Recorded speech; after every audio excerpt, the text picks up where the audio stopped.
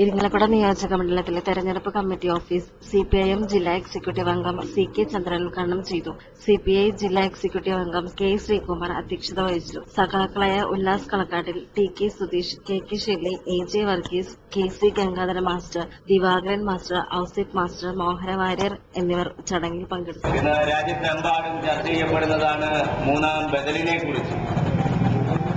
ബിജെപിയേതര കോൺഗ്രസേതര ഒരു ബദൽ ഗവൺമെന്റ് 15ാം ലോക്സഭാ തെരഞ്ഞെടുപ്പിനെ തുടർന്ന് നമ്മുടെ രാജ്യത്ത് രൂപപ്പെടും എന്ന കാര്യത്തിൽ ഒരു തർക്കവുമില്ല.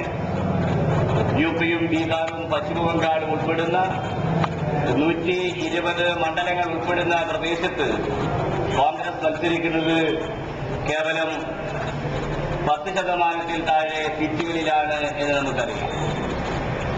ബിജെപി നേതൃത്വം നൽകുന്ന എൻഡിഎ കൂടുതൽ ജനങ്ങൾക്കിടയിൽ ഒറ്റപ്പെട്ടു കഴിഞ്ഞിരിക്കുകയാണ്.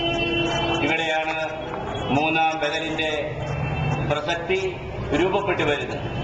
അതുകൊണ്ട് ഈ തെരഞ്ഞെടുപ്പിൽ തൃശൂർ പാർലമെന്റ് മണ്ഡലത്തിൽ നിന്ന് മത്സരിക്കുന്ന നമ്മുടെ പ്രിയങ്കരനായ സ്ഥാനാർത്ഥി സഖാവ് പി. എൻ. ജയദേവൻ പാർലമെന്റിൽ പോകുന്നത് പ്രതിപക്ഷത്തിരിക്കാനല്ല, ഭരണപക്ഷത്തിന് നേതൃത്വം നൽകുന്ന, ഭരണഭാഗധേയം നിർണയിക്കുന്ന മൂന്നാം ബദലിന്റെ പ്രതിനിധിയായിട്ടായിരിക്കും ആ ഉജ്ജ്വലമായ പോരാട്ടം